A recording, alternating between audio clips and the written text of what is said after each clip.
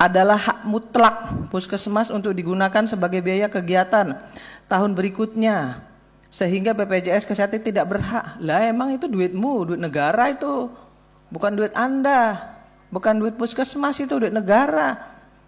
Ya, kami juga tahu anggota DPR berapa kuotanya yang dikasih, yang berobat berapa, terus sisanya dibawa main-main, dibawa liburan ke Thailand. Ya, jadi nggak boleh juga begitu. Itu uang negara, sesuai dengan kapitasimu, sesuai dengan orang yang datang ke tempatmu. Ya kalau memang itu nggak terpakai ya balikin ke negara. Ya jangan merasa berhak. BPJS itu bukan hak BPJS, itu hak negara, uang rakyat itu. Ya kemudian soal nih, rumah sakit swasta harus siap dengan alkes yang dibutuhkan. Jangan cuman main rujuk aja. Sahabat pembelajar, berjumpa kembali bersama Imade Sidiasa Belajar Jadi Guru dalam celotehan. Celoteh kita hari ini, kita akan membahas tentang anggota DPR sindir Menkes Budi Sadikin. Anggota Komisi 9 DPR RI, fraksi Nasdem, Irma Suryani Chaniago menyoroti pernyataan Menteri Kesehatan Budi Gunadi Sadikin. Dalam rapat bersama di gedung DPR, Irma memperingatkan Budi melontarkan pernyataan terkait lingkar perut di atas 33 cm cepat menghadap Allah yang sempat viral. Irma menyebut, Budi Gunadi seakan ingin viral dengan pernyataan-pernyataan yang memicu polemik di masyarakat. Nah, seperti apa jalannya rapat dengar pendapat tersebut? Mari kita simak Komisi 9 DPR RI Raker dengan Menkes, DJSN, Dirut BPJS Kesehatan, Persi, Arsi, Arsada dan Apkesmi yang ditayangkan oleh TVR Parlemen. Namun sebelum kita lanjut, bagi sahabat pembelajar yang belum subscribe, silahkan subscribe, like, komen dan share channel ini untuk mendapatkan celotehan terupdate. Bagaimana pendapat sahabat pembelajar? Silahkan sampaikan pendapatnya di kolom komentar.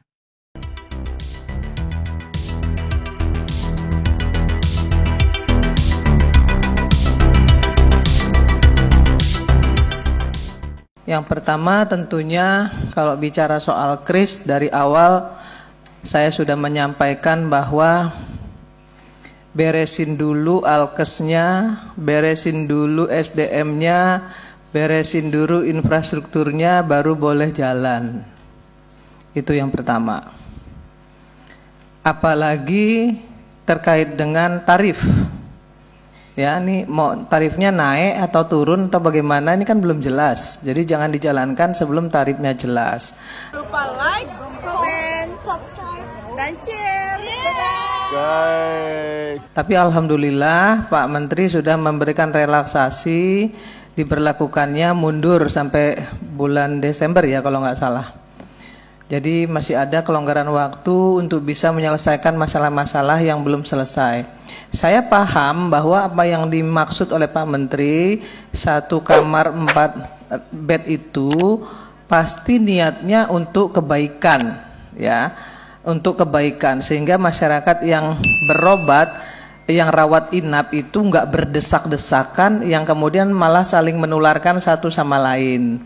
Baik, sebenarnya itu patut kita dukung sepanjang. Nah ini dia, sepanjang yang saya sampaikan 5 item tadi diberesin dulu Pak Menteri.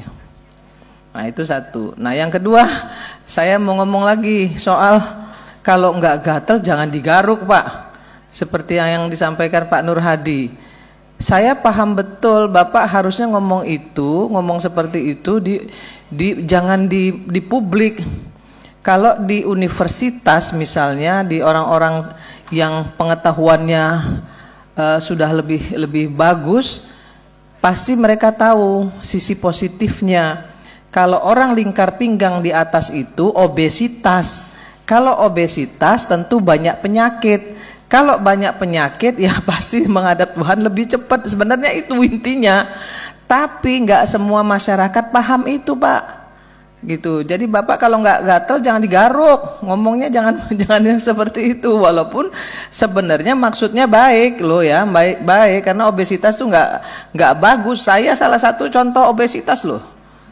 Saya itu makan aja, saya kadang-kadang bilang saya minum aja kok berat badan saya nambah gitu. Ya jadi kadang-kadang pinggang sakit, masuk angin lah segala macam. Memang orang obesitas itu banyak sekali keluhannya gitu. Tapi jangan kalau nggak gatel jangan digaruk ya Pak ke depan Pak, karena itu bikin gaduh dan membuat Bapak jadi perbincangan se-Indonesia, makin viral, ngetop banget nih Budi Gunadi Sadikin ya.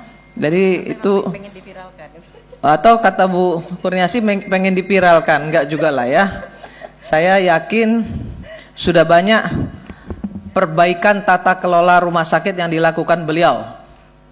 Dan saya terus terang mendukung penuh bagaimana beliau melakukan perbaikan di tata kelola, karena selama ini jeruk makan jeruk, banyak yang tidak terselesaikan, banyak yang tersembunyi, termasuk PPDS, perundungan, bullying, kemudian malpraktek dan lain sebagainya diberesin. Menurut saya itu good lah ya.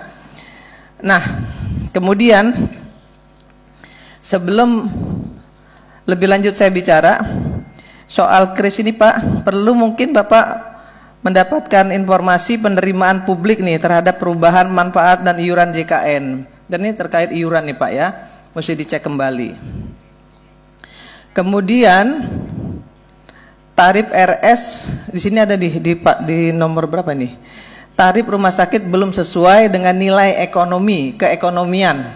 Kenaikan inflasi, UMKM, pajak dan lain-lain perlu ditinjau 2 tahun sekali. Bagaimana IDRG ini dari tantangan pelayanan kesehatan di rumah sakit swasta. Nah, saya ingin juga sampaikan nih soal yang meningkatnya kasus pending claim setelah diverifikasi oleh verifikator BPJS sehingga mengganggu cash flow. Pernah nggak sih ini kawan-kawan rumah sakit nih berpikir kalau kalian juga banyak fraudnya? Kenapa diverifikasi ulang? Karena banyak bohongnya, banyak manipulatifnya, banyak loh, jangan salah. Tadi Pak Nur Hadi bilang 10 hari dipulangin, enggak 10 hari, 3 hari. Rawat inap udah disuruh keluar kok sama rumah sakit. Nanti habis itu baru 2 hari kemudian boleh lagi datang. Tarifnya 2 kali itu SDGs-nya. Justru itu merugikan BPJS Pak. Bukan menguntungkan BPJS, salah loh. Itu menguntungkan rumah sakit, 3 hari keluar. Habis itu 2 hari kemudian boleh lagi masuk. Ini kan akal-akalan rumah sakit. Ya, kemudian diagnosa. Ya, masuk UGD. Terus disuruh rawat inap.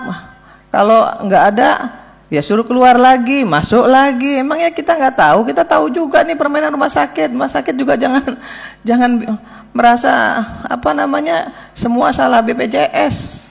BPJS ini udah sangat menguntungkan rumah sakit loh. Kalau nggak ada BPJS piye? Ya toh. Jadi rumah sakit juga perlu memperbaiki diri. Kenapa ada double checking? Karena banyak fraud. Nah, saya minta dengan BPJS nih, Prof Gufron.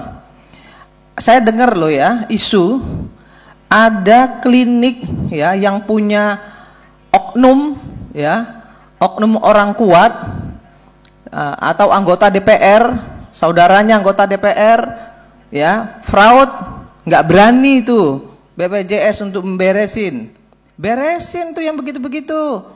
Mau dia kakaknya, mbahnya, bapaknya anggota DPR ya, atau orang kuat lainnya, beresin, nggak ada urusan. Jangan yang begitu dibiarin, yang lain kemudian diputus.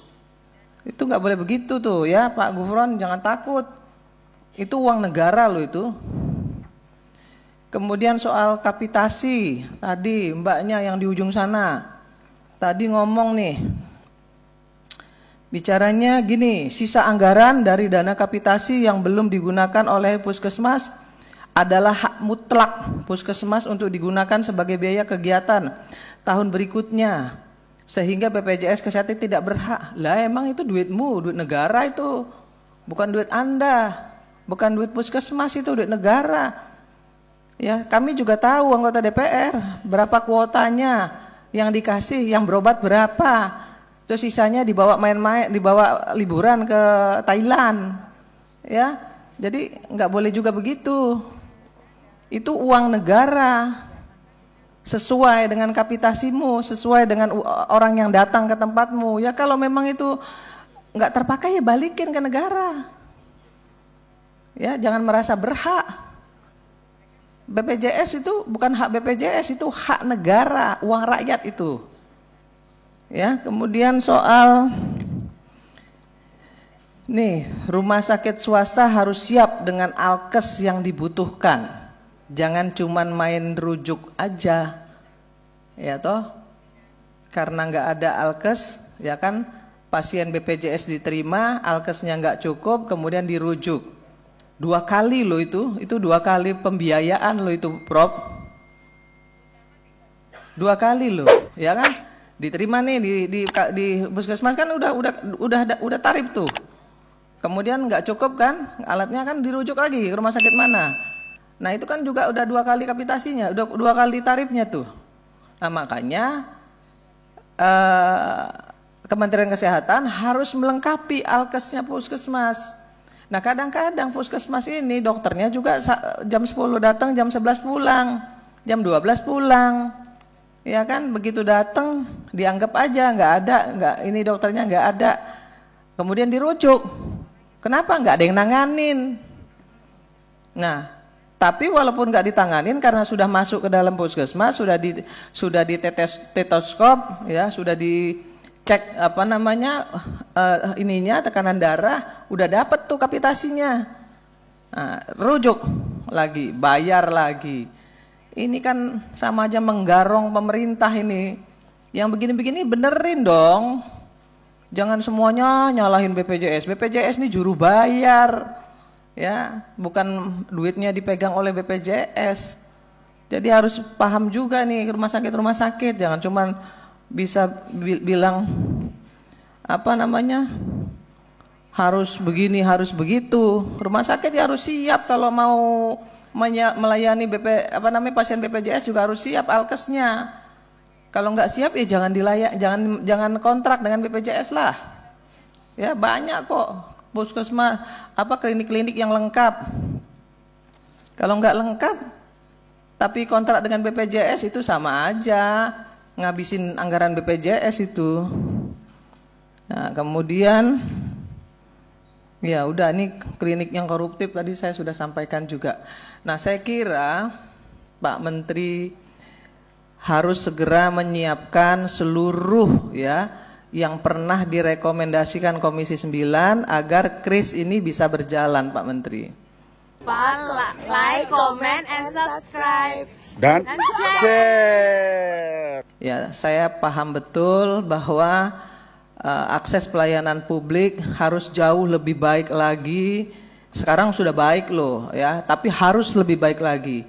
BPJS juga sekarang ini udah baik banget. Saya tuh selalu kalau ke rumah sakit selalu wawancara. Saya wawancarain ya. Ada yang bilang katanya pasang ring hanya boleh 1. Bohong, orang saya wawancara langsung kok dengan pasien di rumah sakit sampai 3, 4 juga masih di cover kok sama BPJS. Luar biasa. Jadi kita harus sama-sama duduk bareng gitu, jangan saling menyalahkan, saling support.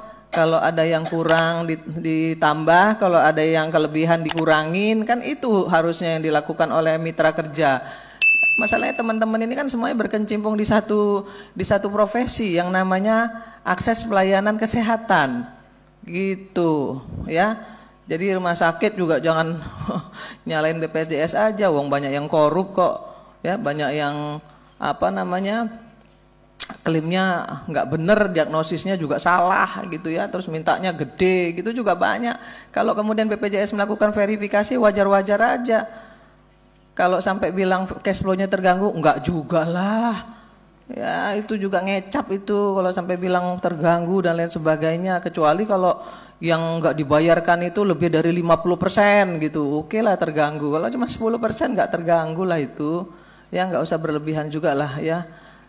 Dalam rangka melayani kebutuhan akses pelayanan publik. Saya kira itu saja yang ingin saya sampaikan. Terima kasih.